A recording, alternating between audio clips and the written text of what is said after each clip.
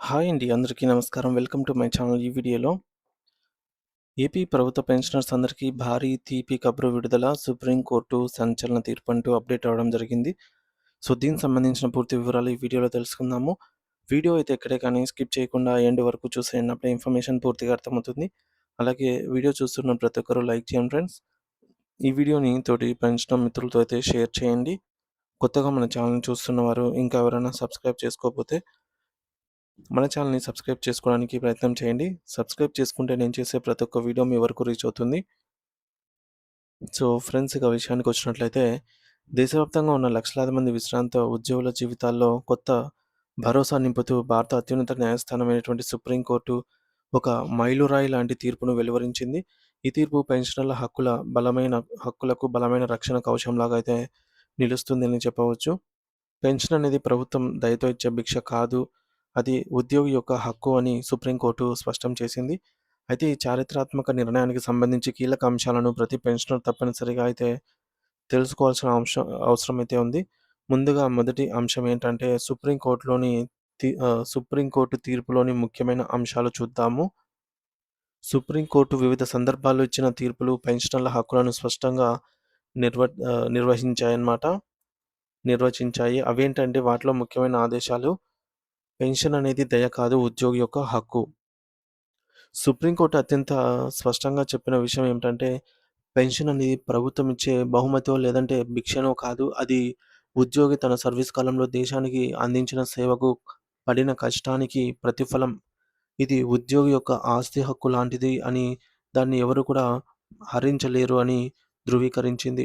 అయితే నిబంధనల ప్రకారంగా ఒక ఉద్యోగికి పెన్షన్ పొందే అర్హత ఉంటే దాన్ని సకాలంలో అందించడం ప్రభుత్వం యొక్క ప్రాథమిక విధి మరియు కర్తవ్యం. అలాగే మరొక అంశం ఏంటంటే సుప్రీంకోర్టు వెలువరించిన తీర్పులోని మరొక అంశం వేతన సవరణతో పాటే పెన్షన్ సవరణ కూడా. Pay revision and pension revision. ప్రభుత్వ ఉద్యోగులకు ఏదైతే వేతన సవరణ పీఆర్సీ ద్వారా జరుగుతుందో, అట్లా జరిగిన ప్రతిసారి కూడా అందుకు అనుగుణంగానే పెన్షనర్ల పెన్షన్ కూడా సవరించాలని సుప్రీంకోర్టు ఆదేశించింది. జీతం, పెన్షన్ ఒకదానితో ఒకటి ముడిపడి ఉన్నాయని, జీతాలు పెరిగినప్పుడు పెన్షన్ కూడా అదే నిష్పత్తిలో పెరగాలని స్పష్టం చేసింది. దీనివల్ల పెరుగుతున్న ద్రవ్యోల్బణం నుంచి పెన్షనర్లు ఆర్థికంగా రక్షణ పొందగలుగుతారు. ఇక నాలుగోది కనీస పెన్షన్‌పై స్పష్టమైన హామీ. విశ్రాంత ఉద్యోగులు గౌరవప్రదమైన జీవితం గడపడానికి కనీస ఆర్థిక భరోసా అవసరము. సో, సుప్రీంకోర్టు తీర్పు ప్రకారంగా పెన్షన్ మొత్తం కూడా ప్రభుత్వ ఉద్యోగి పదవీ విరమణ సమయంలో చివరి మూల వేతనంలో అంటే లాస్ట్ డ్రాన్ బేసిక్ పేలోంచి కనీసం 50% తగ్గకుండా ఉండాలి పెన్షన్.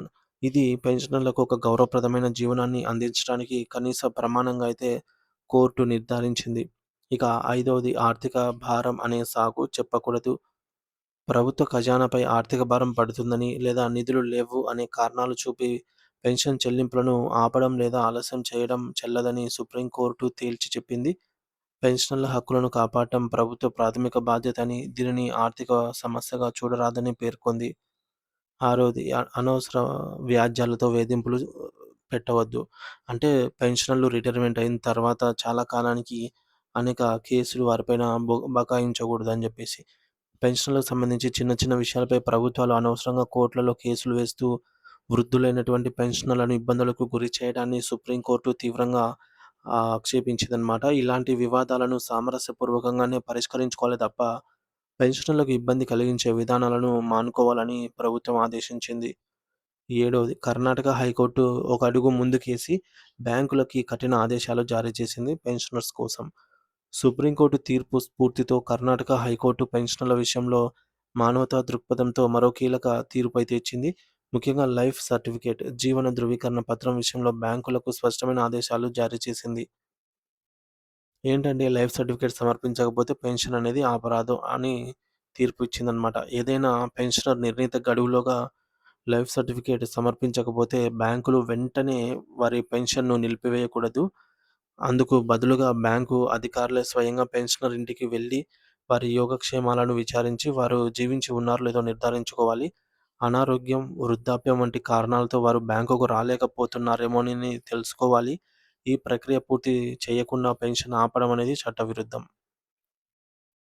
ఇక 9ది నిబంధనలను ఉల్లంఘిస్తే బ్యాంకులపై కఠిన చర్యలు. తక్షణమే చెల్లింపు. అన్యాయంగా నిలిపివేసిన పెన్షన్ బకాయిలను వెంటనే విడుదల చేయాలి. వడ్డీతో సహా చెల్లింపు. పెన్షన్ చెల్లింపులు ఆలస్యం జరిగినందుకు గాను బ్యాంకు బాధ్యత వహించాలి.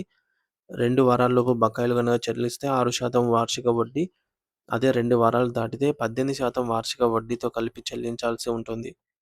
జరిమానా. బాధ్యతారహితంగా ప్రవర్తించిన బ్యాంకులకు తీవ్రమైనటువంటి కేసులలో ₹1,00,000 వరకు భారీ జరిమానా విధించే అవకాశం కూడా ఉంది అని హైకోర్టు స్పష్టం చేసిందనమాట. అయితే ఈ ఆదేశాలను దేశంలోని అన్ని బ్యాంకులు తప్పనిసరిగా పాటిస్తూ పెన్షనర్ల పట్ల గౌరవంగా, బాధ్యతాయుతంగా వ్యవహరించాలని చెప్పేసి హైకోర్టు నిర్దేశించింది. ఇక ఆంధ్రప్రదేశ్ ప్రభుత్వానికి ఒక విజ్ఞప్తి.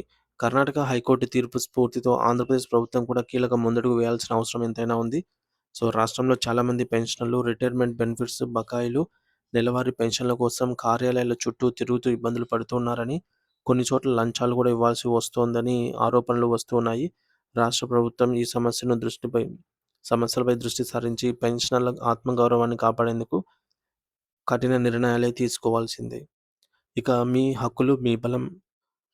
ఈ తీర్పులు విశ్రాంత ఉద్యోగుల హక్కులను బలమైన చట్టపరమైన ఆధారాన్ని కల్పించాయి. ఇకపై ప్రభుత్వాలు గానీ, బ్యాంకులు గానీ పెన్షన్ విషయంలో నిర్లక్ష్యంగా వ్యవహరించడానికి వీల్లేదు.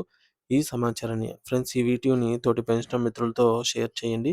మీ హక్కుల పట్ల అవగాహనతో అయితే ఉండటం ద్వారా మీ జీవిత చరమకంలో గౌరవంగా, ప్రశాంతంగా జీవించవచ్చు. మీ సేవలకు దక్కిన ఈ యొక్క హక్కును ధైర్యంగా అయితే వినియోగించుకోండి. సో, దీనిపై మీ అభిప్రాయం ఏమిటనేది ఖచ్చితంగా కామెంట్ బాక్స్‌లో కామెంట్ చేసి తెలియచేయండి. Thank you for watching this video.